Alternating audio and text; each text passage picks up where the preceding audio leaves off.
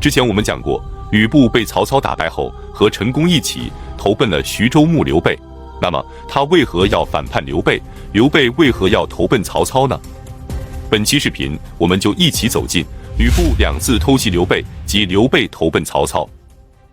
吕布战败后，率领残兵投奔了刘备。见到刘备后，他极为尊敬地说道：“我和阁下都是北疆边境人，当年董卓乱汉，我便诛杀了董卓。可我来到关东后，关东诸将不但不待见我，还都想杀我。”接着他请刘备坐在自己的卧榻之上，让妻妾向刘备行礼，称呼刘备为贤弟。刘备见吕布如此的低三下四，不像英雄所为，表面上虽然应付着，可心里却有点厌恶他。就这样，吕布在徐州驻扎了下来。自从陶谦将徐州让给刘备之后，袁术就非常的不满，于是他便发兵前来攻打。刘备得知后，让张飞驻守下邳，他自己则亲率大军前往盱眙和淮阴一带迎战袁术。双方激战了1个多月，竟然谁也战胜不了谁，各有胜负。正在这时，吕布给袁术写了一封信，让袁术看到了希望。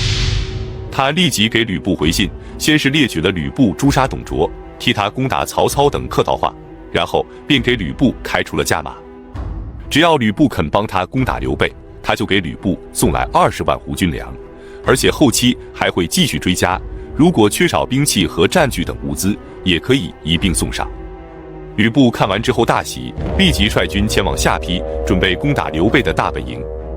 当他来到下邳城西40里处的时候，刘备军中的中郎将丹阳人许丹派人前来迎接，并且告诉他，张飞和陶谦的旧将曹豹发生了冲突，张飞准备斩杀曹豹，曹豹则率众自首，导致下邳城大乱，请将军速速驰援。现在有1000多名丹阳兵屯守在西白门，只要将军东行，他们就会打开城门迎接将军进城。吕布听后大喜，立即率军东行，天刚亮便到达了城下。丹阳兵果然打开了城门，吕布率军冲入下邳城，大败张飞，并且将刘备的妻妾儿女全都给俘虏了。消息传到前线，刘备大惊，立即率军回还。当他们日夜兼程地到达下邳城时，刘备军中的诸将见家眷被吕布俘虏，都不敢迎战，纷纷地逃散。不得已，刘备只能收拾残兵去攻打广陵郡，准备在那里落脚。结果袁术早已在广陵等着他了，刘备再次战败，不得已只能在广陵郡的海西县屯驻。此时军中缺粮，将士们饥困疲惫，竟然出现了人吃人的现象。万般无奈之下，刘备只能派出使者向吕布请降。此时的吕布也非常生气，他已经打败了刘备，可袁术答应他的20万斛粮食却没了着落，于是他便与袁术翻脸，答应了刘备的求和。于是刘备率领着残兵败将，无比悲凉地走进了下邳城，吕布则将家眷都归还于他。这时吕布手下的诸将都来劝说道，刘备此人反复难养，最好趁早把他给杀了。可吕布不但拒绝了，还把此事告诉了刘备。刘备明白吕布这是给自己一个下马威，于是便向吕布提出前往小沛屯驻。吕布非常爽快地就答应了，并且任命他为豫州刺史，让他前往小沛驻扎。刘备走后，吕布便自称为徐州牧。这是吕布出关以来第一次有了立足之地，下邳城以及整个徐州都是吕布的地盘了。196年6月的一天夜里，吕布正在睡觉，突然有一支兵马潜入城中，直冲吕布的府邸，准备刺杀吕布。惊慌之下，吕布携带妻子从墙壁的一角跃出，直奔高顺的军营。高顺连忙问道：“是谁这么大胆，竟然敢刺杀将军？”吕布回想说道：“我走得匆忙，并没有看清到底是谁，但听口音应该是河内郡的人。”高顺便猜想应该是郝萌，随即率军前往郝萌的大营。此时郝萌偷袭吕布不成，率领士兵准备返回营帐，结果刚到营门就遇到了他手下的部将曹信，正严阵以待地守在营门口。之后双方便立即展开激战。等高顺赶到的时候，郝萌被斩下的一条臂膀，曹信也已身负重伤。高顺立即斩下郝萌的首级，抬着受伤的曹信去面见吕布。吕布询问曹信关于此事的原委，曹信回答说，郝萌是受了袁术的鼓动才造反的。吕布又问同谋的还有谁？曹信回答说，还有陈宫。当时陈宫就坐在吕布的旁边，听闻后脸色变得通红。良久，吕布才质问陈宫，袁术狡诈多变，贪婪成性，你怎么能帮助他而背叛我呢？陈宫缓缓地说道，袁术算什么东西，我只是生气你不听我言，放走了刘备，所以我就和郝萌密谋，教训你一下。吕布听完哈哈大笑，也不再处罚陈宫。10月，袁术派出大将纪灵，率领步骑兵3万余人前来征讨刘备。刘备得知消息后，连忙向吕布求援。吕布手下的将领说，将军不是一直想除掉刘备吗？现在刚好可以借袁术之手除掉他了。可吕布却说，如果让袁术占据了小沛，他就会联合泰山郡一起来对付我们，那样的话，我们就会被袁术前后夹击。因此，不但不能让刘备死，我们还得去支援他。于是，他率领步兵1000人，骑兵200，飞速赶往小沛。纪灵听说吕布前来救援刘备，不敢轻举妄动。吕布在距离小沛西南1里的地方扎下营寨，之后他便派人去请刘备和纪灵前来饮酒。他对纪灵说，刘备是我吕布的贤弟，你率军围困他，我肯定是要来救他的。之后还大言不惭地说道，我吕布生性不爱争斗，只喜欢替别人解除纷争。随即他命人在营门外竖起一支戟，对纪灵说道，如果我能射中戟上的小枝，你就立即停止进攻，如果射不中，那你和刘备决一死战，我不再掺和。纪灵和刘备都表示同意，于是吕布搭弓射箭，正好射中了小枝。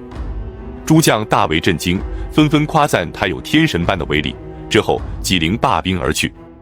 回到军营后，陈宫便对吕布说，现在袁术的大军已退，刘备已经在小沛召集了1万余人，如果此时不再图谋，恐成后患啊。于是到了夜晚，吕布突然偷袭刘备的军营。刘备听闻吕布再次偷袭他，知道抵挡不住，只能拼死突围，带着残兵败将前往许县，投靠曹操去了。那么曹操能够收留刘备吗？我们下期接着讲述。吕布辕门射戟，帮助刘备解除了袁术的攻击。之后他反过来突袭刘备，刘备弃城而逃，投奔了曹操。那么曹操能够收留刘备吗？袁术为何要七路大军讨伐吕布呢？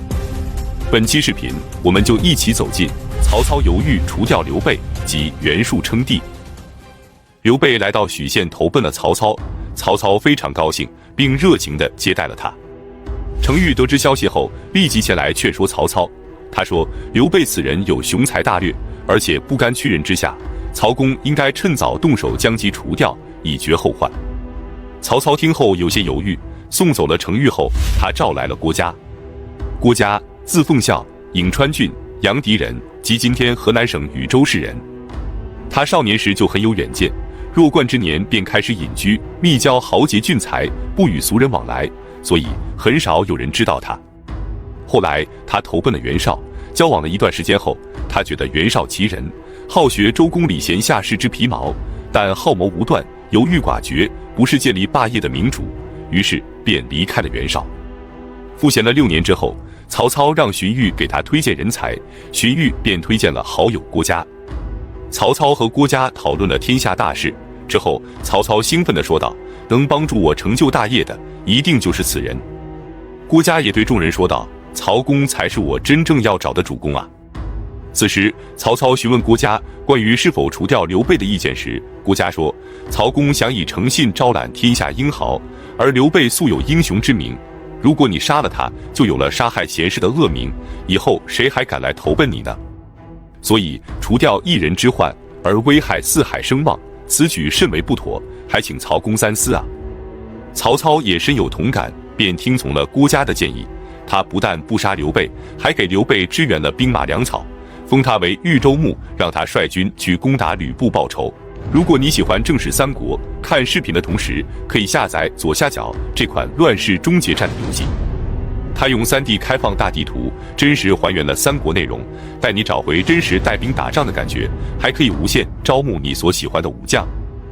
他还有白嫖党的福利，上线200连抽，10分钟轻松打2000万兵力，是2023年度游戏的黑马大作，赶快下载，让我们在乱世终结战里开启三国的全面战争吧。再来看袁术，当年孙坚攻打董卓，进入洛阳城后，意外地得到了传国玉玺。袁术得知后，立即扣押了孙坚的妻子，逼他交出传国玉玺。自从他拿到玉玺后，就一直做着皇帝的美梦。197年春，袁术在寿春称帝，建号重视，并在城南和城北筑起了皇帝祭天所用的祭坛，从此便过上了奢侈荒淫、挥霍无度的生活。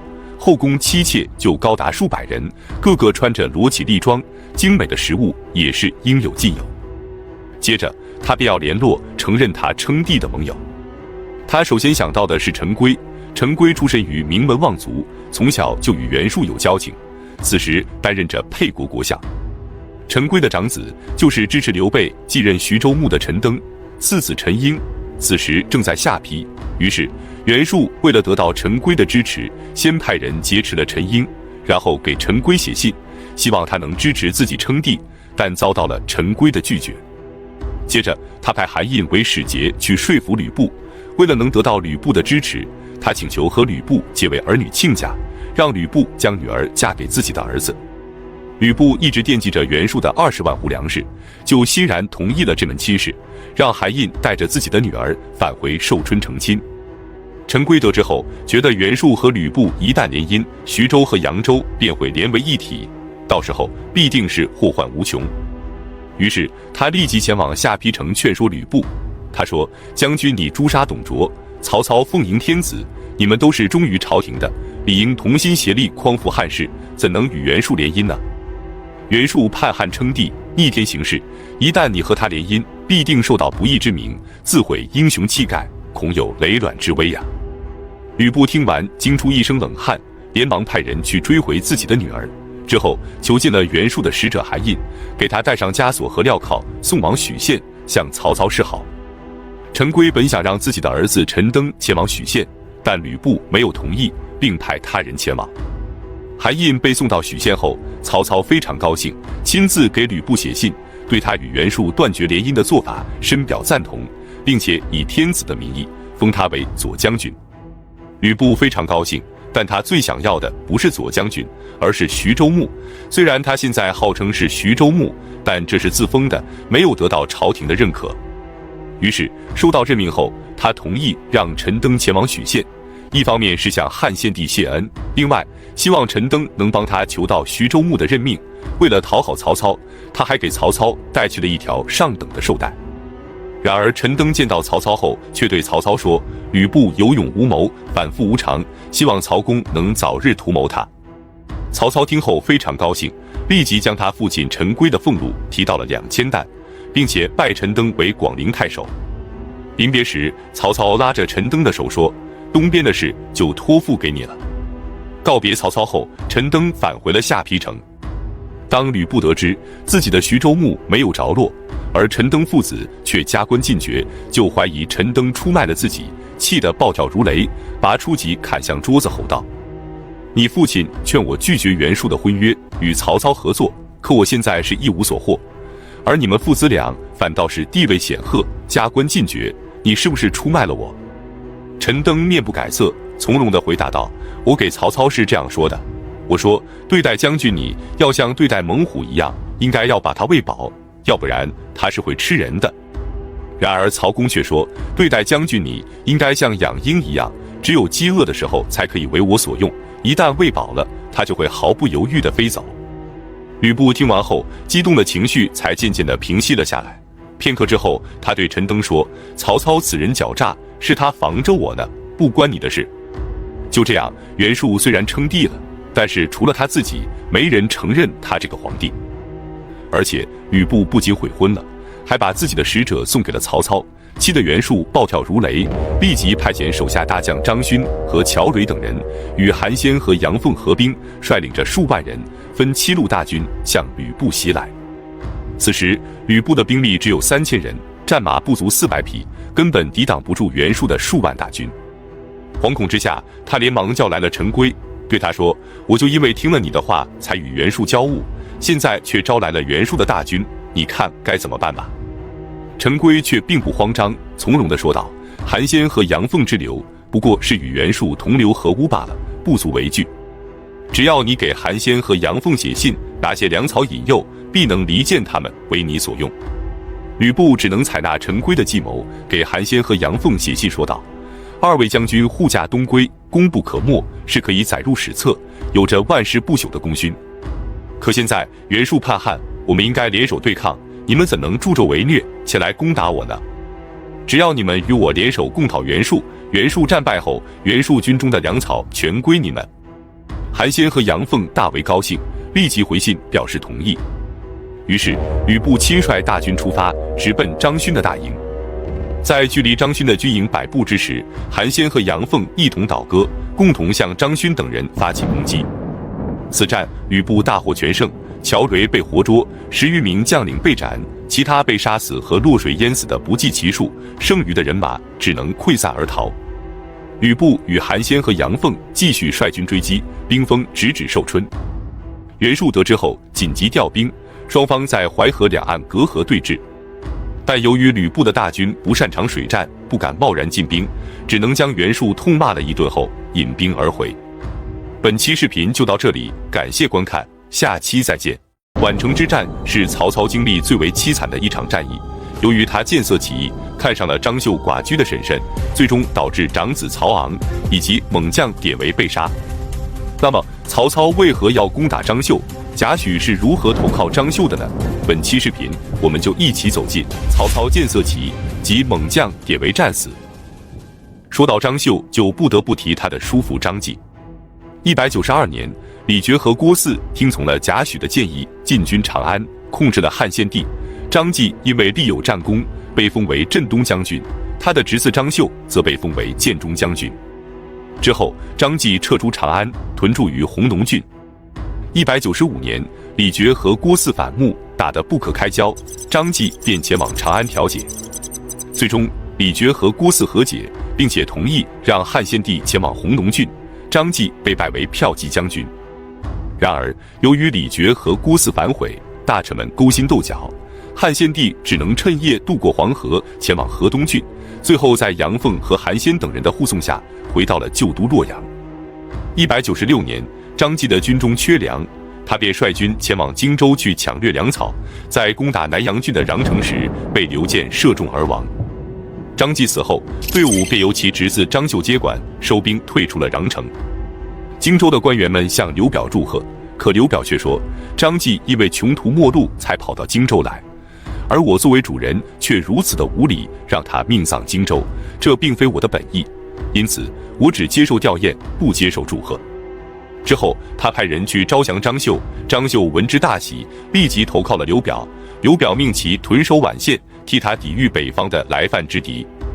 曹操得知后，便准备率军前去攻打张绣。一方面，张绣是董卓的遗毒，必须铲除；另一方面，宛县距离许县较近，万一他和袁绍开战，张绣便有从后方偷袭他的威胁。而让曹操最为担心的是，张绣的军中有毒士贾诩。汉献帝从弘农郡回到洛阳后，贾诩便投靠了段威。段威是他的同乡，屯驻于华阴。可是贾诩在军中的威望过高，甚至盖过了段威，这让段威非常的忌惮，担心贾诩夺走他的兵权。贾诩看出了段威的担忧后，也非常不安，便准备另投他人。在这期间，贾诩与张绣素有来往，于是便前往宛县投靠了张绣。197年正月，也就是曹操挟天子以令诸侯的第2年，他率领大军来到了宛城北部的玉水河畔，准备向张绣发起攻击。张绣自知不是曹操的对手，在贾诩的劝说下，没有丝毫抵抗就投降了曹操。曹操兵不血刃地拿下了宛城，非常的高兴，邀请张绣及其部将一同饮酒庆祝。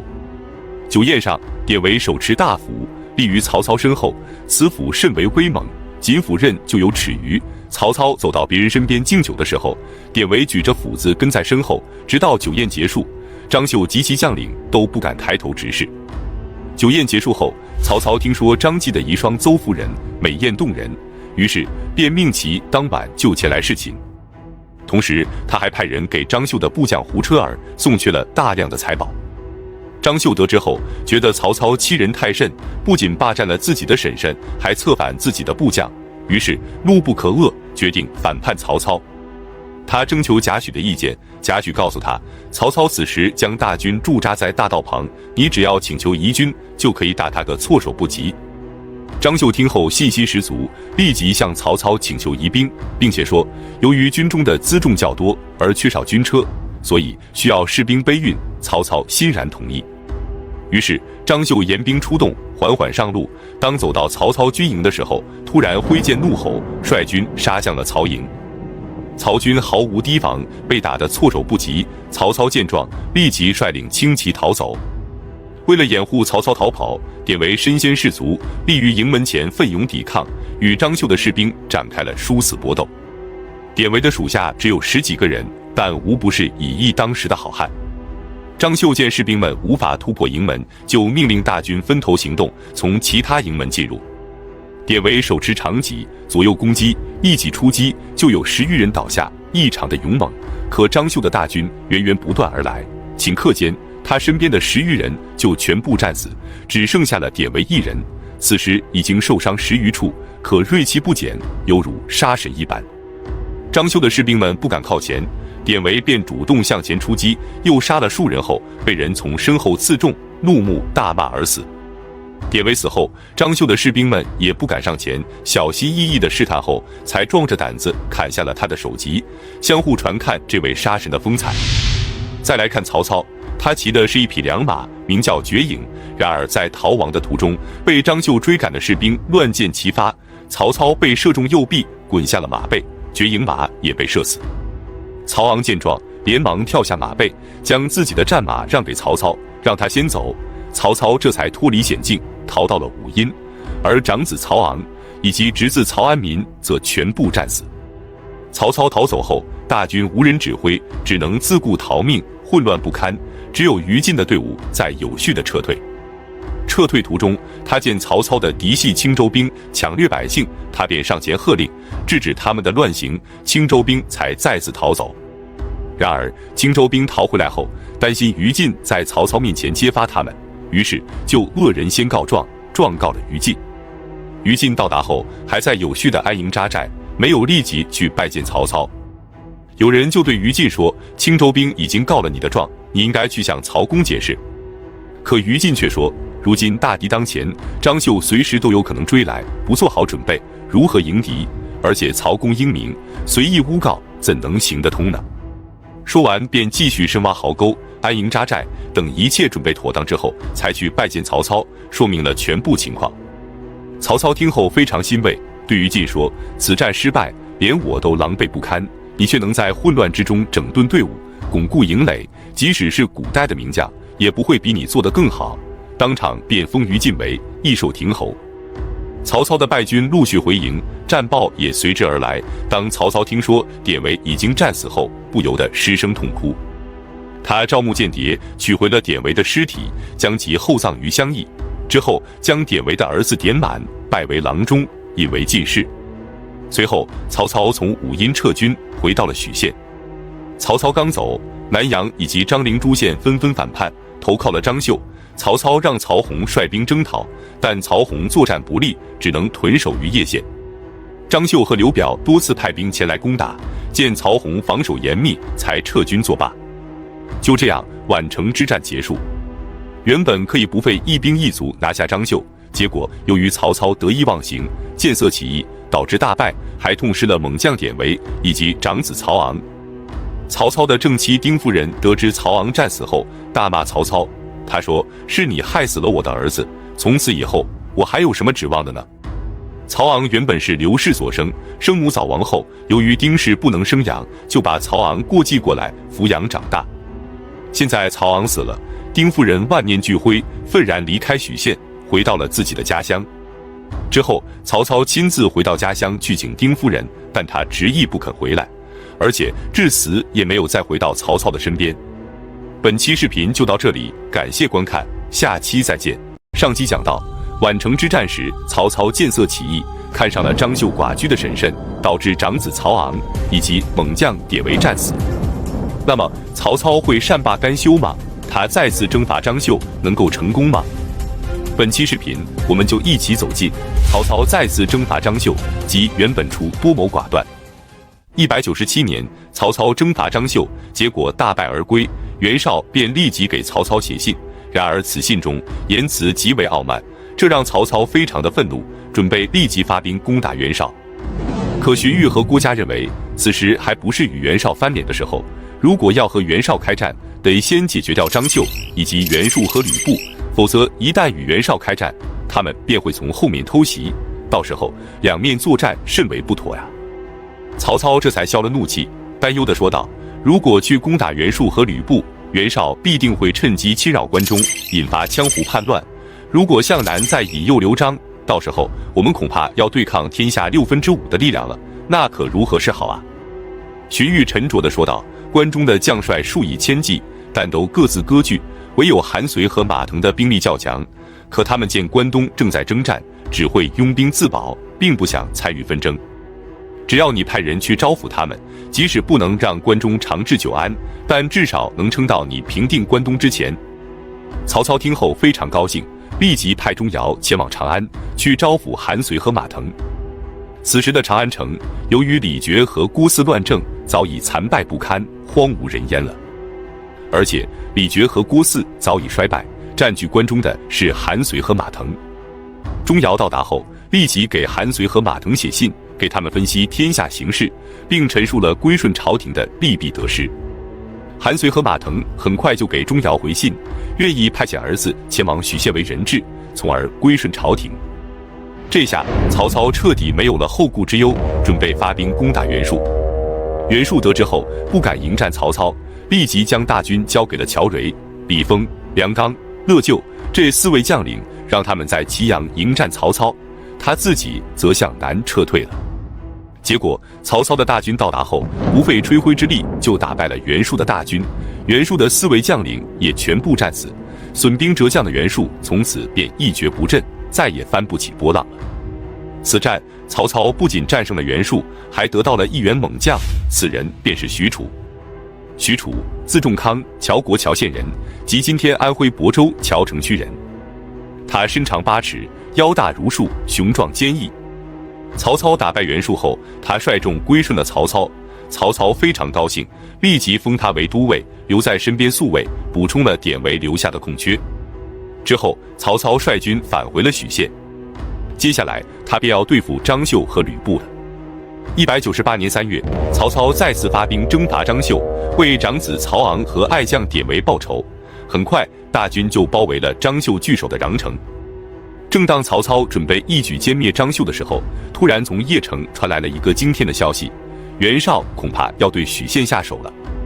那么袁绍为何要对付曹操呢？之前汉献帝封参露宿的时候，沮授就给袁绍建议，让他将天子迎来邺城，到时候就可以挟天子以令诸侯了。结果袁绍没有同意。后来曹操将天子迎到了许县，袁绍这才醒悟过来，原来挟天子以令诸侯有这么大的好处，所以他就有些后悔。为了弥补自己的过错，他派人去游说曹操。他说许县低洼潮湿，城池也不够坚固，洛阳城已经是残败不堪了，所以为了天子的安全，应该让天子将都城迁到鄄城。曹操听后不由得发笑，怎么可能会答应他这种要求呢？于是田丰就给袁绍建议说，既然曹操不肯迁都邺城，那就只能图谋许县了，只要能拿下许县，就可以顺利地将天子迎来邺城。要不然曹操动不动就假托天子的名义发号施令，长此以往必然受制于他，等他羽翼丰满之后就不好对付了。何况他此时正在攻打张绣，许县必然空虚，正是我们发兵许县的绝佳时机。袁绍听后决定思考一下再做决定。然而他们的谈话被一名侍卫全都听到了。到了夜晚，他偷偷地离开邺城，前往穰城去面见曹操，将他听到的一切都汇报给了曹操。曹操听后惊出一身冷汗，一旦袁绍决定出兵，许县必然不保，那他就彻底完了。于是他立即决定放弃攻打穰城，赶紧回军救援许县。张绣得知曹操莫名其妙的撤军后，百思不得其解，立即率军尾随，观察曹军的动向。恰逢此时，刘表派来支援张绣的大军也已到达安众，切断了曹军的退路。此时的曹操前有堵截，后有追兵，许县还随时有可能被袁绍攻灭，情况万分的危急。